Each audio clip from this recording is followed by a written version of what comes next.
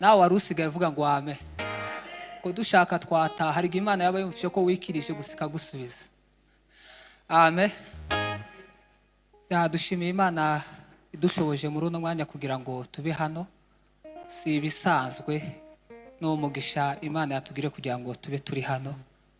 Dushimiye ubuyobozi bw'itorero bwatugiriye icyizere kugira ngo duhagarare hano. Imana ibaha umugisha. Namwe bakristo ba hano turabashimiye, Imana ibaha umugisha. Ntago ari ibisanzwe.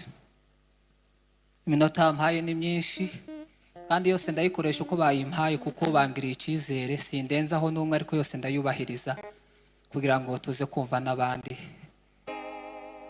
Amen. Tugiye kwiga ijambo ry'Imana ariko hari ibintu bitatu bituma tubasha kumva ijambo ry'Imana. Icya mbere ni ukumva. Icya kabiri ni ugutegera. Icya gatatu ni ugutsindwa n'ijambo ugafata umwanzuro. Reka mbisobanure, bijya nko kuvuga kimwe.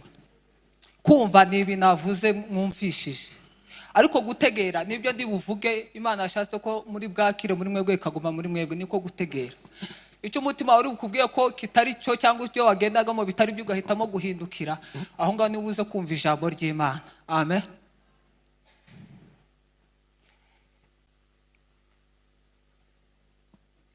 Nitwa Ndagijimana Moise. Kwivuga bijya bigorana kuko tuba twaje kuvuga Kristo. Gusa ngewe ndubatse, nubatse kuri Yesu Kristo. Ndubatse kabisa.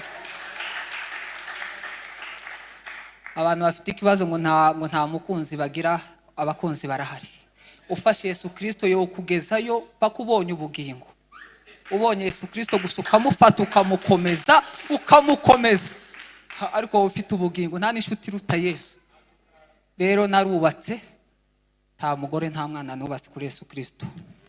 Reka dusome ijambo ry'Imana. Mumpere Kagame microphone aturusha gusoma ikinyarwanda twese abo twazanye kugira ngo tuganire tuze gutanga umwanya.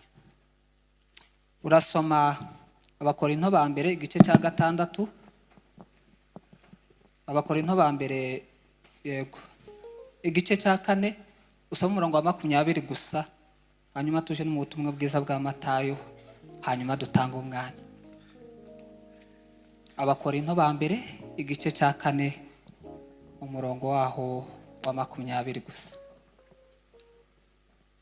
Some rwandiko Paul yandikiye Abakorinto rwa mbere ibice 4 umurongo wa 20.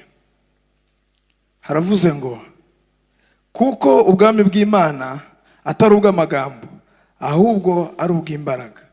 Amen. Amen. Imana iguhe umugisha. Ya mu butumwa bwiza bwa Matayo usome igice cyaho cya 6, usome umurongo wa 6, hanyuma wicare naho ngaho tugiye kuganira. Ubutumwa bwiza bwa Yesu ko bwanditswe na Matayo ibice 6 umurongo wa 6 waravuze ngo weho nusenga ujye winjira mu nzu ubanze ukinguruye uhereko usenge so umwihereranye, nuko so ureba ibyiherereye azakugororera. Amen. Amen. Imana ibaho umugisha. Narihaye terimi ivuga ngo cyangwa se topic ivuga ngo gusenga nyakuri k'umukristo ni inzira imugeza aho dushakira ubugingo. Amen. Iyo tuvuze gusenga urabyumva kuko uzi gusenga icyo ari cyo, ariko mu magambo narayenganirijwe gusenga naje gusanga gusenga si ukuvuga gusenga, ahubwo gusenga ni uguhindukira ugasenga. Turi mu gihe cy'uko umuntu avuga ngo agiye mu materaniro agiye gusenga, ariko aba ari ibihe yafashe byo gusenga bikaba bikeya kuruta uko yavuze gusenga. Amen. Turi mu bihe aho gusenga bigoranye, ariko gusenga ntibigoranye. Gusenga bisaba kugira ibyo ureka, ahubwo ukagira ibyo ubasha kwakira. Uburyo bwo gusenga, gusenga ntibisaba kwirengagiza cyangwa uca ibindi. Gusenga si ukuza mu itorero. Gusenga nyakuri ni ugusenga k'umukristo bituma asabana n'Imana. Iyo imbaraga zo gusenga zibana n'umukristo afata ibihe byo gusenga yiherereye. Nimba ugisenga kubera ko kwasenze kuwa 3, hari aho bizagera ibihe bikaguca imbaraga ukumva ko utagomba gusenga kubera ko umunsi wo gusenga wimutse. Ariko gusenga nyakuri k'umukristo bituma ashaka ubugingo abisenga yiherereye. Ariryo jambo twasoma. Ndaza gukoresha ingero kuko umwuka yanganirije ko ngombwa gukoresha ingero kugira bize kumvikana uko natangiye meze mu nkurikirane hari message muza gukuramo. Hari igihe tuvuga cyane ibyanditswe kandi turaza kubivuga ariko umuntu agataho ko yasubiyeyo, ariko urugero ruza rwerekana image ugakurura inyuma ukibuka ibyo waje kubona. Urugendo rwo kuba umukristo ni urugendo rwo gutandukana n'ibyo turebesha amaso tukabona biryoshye tukabona birakwiriye, ariko urugendo rwo gusabana n'Imana ni urugendo rwo guca bugufi kumvira ijwi ry'Imana. Se warahamagawe muri iki gihe?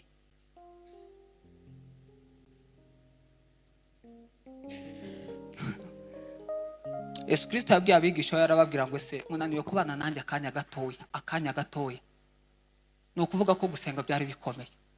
Ariko ikibazo Yesu wavaga ku musozi, Yesu Kristo akitandukanya n'intumwa avuye ku musozi bagiye kubwiriza nko ku manywa. Yesu Kristo yataha agira nijoro, yamara gufata ifunguro akongera agafata inzira akavuga ngo ngewe ndagiye subiye ngiye kwiherera ngasenga. Ariko Yesu Kristo yaje ari Imana ariko afata ibihe byo gusenga. No kuvuga ko gusenga ko umuntu uri mu isi ari byo biduhereza connection ituma dusabana n'Imana. Gusenga ko Kristo yari afite ububasha no bushobozi bwo gutegeka bikaba, ariko yaje yambaye ishusho y'umuntu aravuga ngo ngomba gusiga nerekanye urugero mu bantu bose bazankurikira, kugira ngo nerekane urugero nuko ngomba gukora kugira ibyo bazasigara bakora. Bituma Yesu Kristo yambara umubiri wo kubabazwa, bituma agenda akavuga ngo ngiye amajoro ngiye n'ibirenge, ariko ufashe ibihe byo gusenga ngapfukama. Niyo mpamvu yabwiye abigishwa yo murindire gato mwisinzira mubane naje akanya gatoya kugira ngo musenge. Petero na Yohana niyo bavuze neza ngo isaha yo gusenga ngo ni isaha y'isa 9. Ariko dufite ikibazo, abantu benshi ubu ngubu bavuye kuri burakeye ariko bafashe siporo ya mu gitondo. Ibyo mvuga birahari. Burakeye mu gitondo twagira niba turi mu gitondo yavuyeho, ariko abantu basigaye zinduka mu gitondo tuje kuri regime. Ariko ni regime y'umubiri ni muyikore, ariko mushake na regime y'ubugingo ya burakeye. Tuvuge ngo amen. Shaka ubugingo ati gushakishwa mu isoko. Abantu baremye amasoko akomeye muzagende murebe. Nta hantu dusanga agakiza kari mu isoko, nta hantu dusanga amateraniro mu isoko ngo tuyaguze ngo kuko tutateranye tuyaguye mu isoko tubashe guterana. Ntibibaho amateraniro ahubwo urayishakisha ukaza kuyashakisha kugira ngo ube mu materaniro. Haleluya! Hari abantu bamenye ko gusenga kuri groupe ngo fishaze ngo turaza gusenga bira nibibafasha, ariko gusenga nyakuri ni ku gicaniro cyawe cyenye. Kuri turi mu rugendo akanya gatoya ariko twese tuzatandukana. Ariko ikibazo dufite niki, tuzatandukana twese tuja hehe? Inzira uri kujamo ni iyihe? Petero abaza Yesu aramubwira ngo se Yesu we ko twasize byose tukagukurikira, w'ingorerano y'abasize ibyo byose ni iyihe?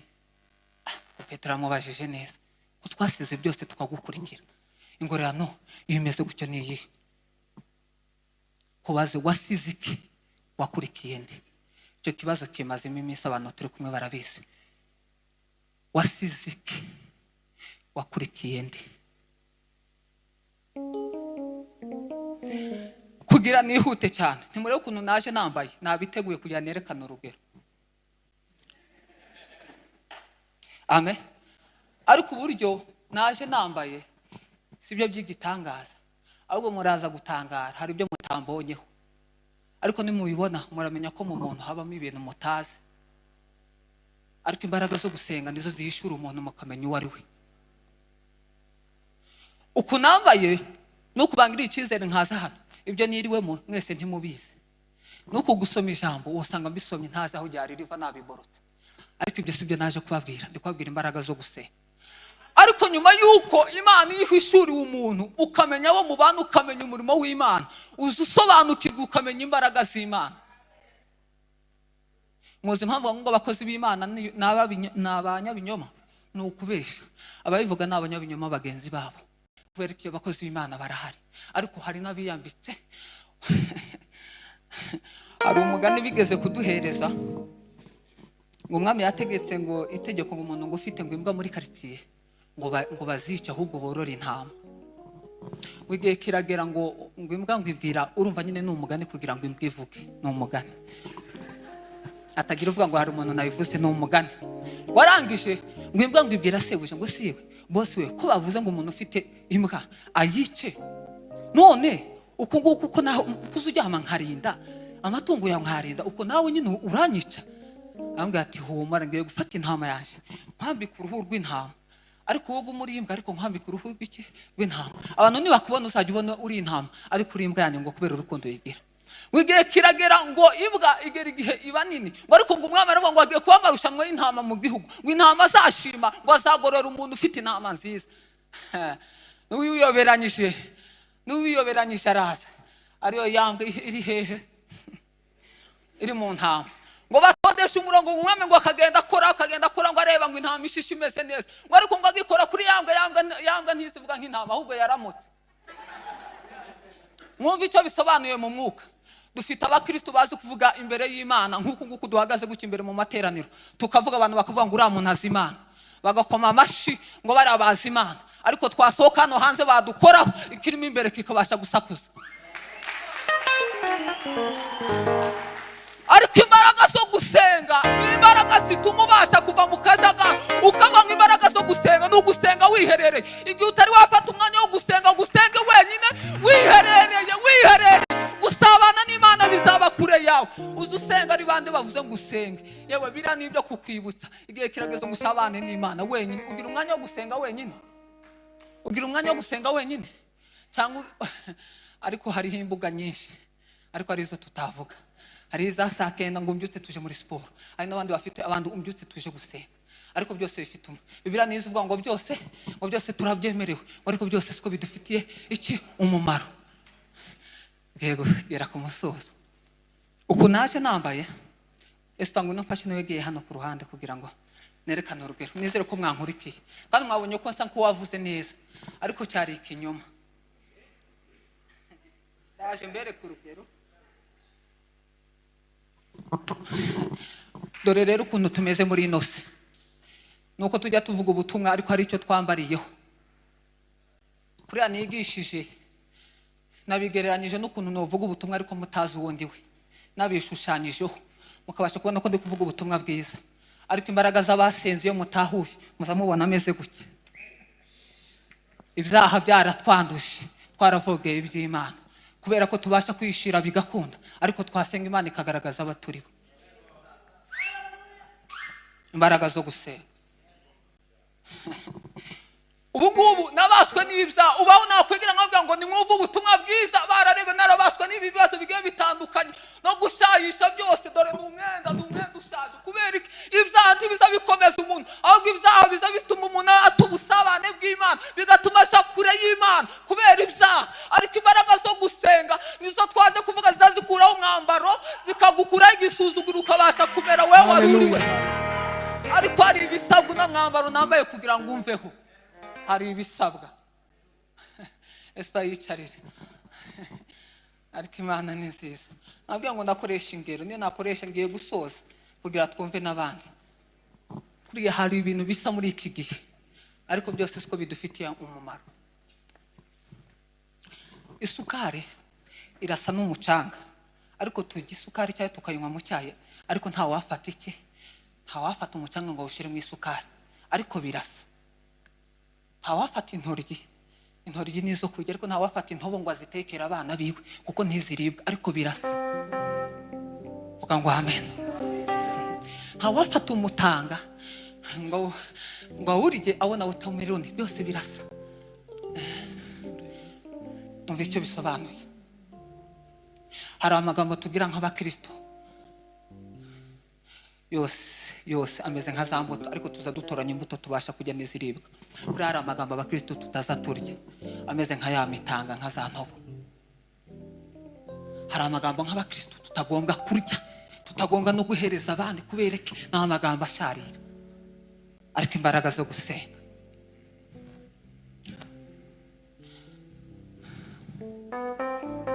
Twiyambure ibitari by'Imana, twambara umwenda wera. Iby'Imana birangwa n'urukundo, ineza n'imbabazi. Ngiye kubabwira uno mwenda ukuntu wica ushobora kutuvaho. Kugira uno mwenda wicaho tuveho, mugisa nk'ucuranzeho gatoya kwereka. igihe wabonye umuntu ari umusinzi ari umusambanyi n'ibindi byaha tuzi ukamubona yinjiye mu materaniro tuzi umurebera mu ishusho y'ubukristo uzi umurebera mu ishusho y'icyaha y'ibyaha yabaswemo rero ndimo ndatamba nka gutya ntabwo mushobora kumva ko nezerewe kubera ko muri jewe hari ibimbasa muza mwibonera n'amaso yanyu mukaba ngo birakora n'ibyo kwigirisha turamuzi by'ukuri ariko kino cyaha ibino byaha byose bindi si byatuma asabana n'Imana kubera iki hari ibyo mu ndebamo bitera imbuto muri jewe byatuma bidasabana n'Imana bigatuma muca imanza kubera ko mwarabyiboneye kubera ko ibyo mvuga ari ibinyoma kubera ko ivuga butumwa nkora ntirimbereye kuko sinsa naryo ni ukuvuga ngo igihe ndimo ndatamba bimeze gutya ntibiza gukunda kubera ko ari ikizinga cy'icyaha kinzegereza cyatuma ndatanga ubutumwa bwiza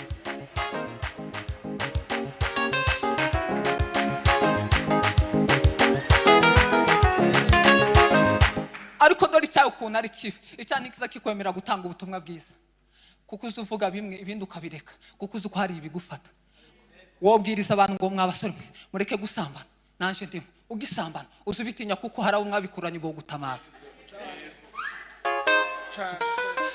haleluya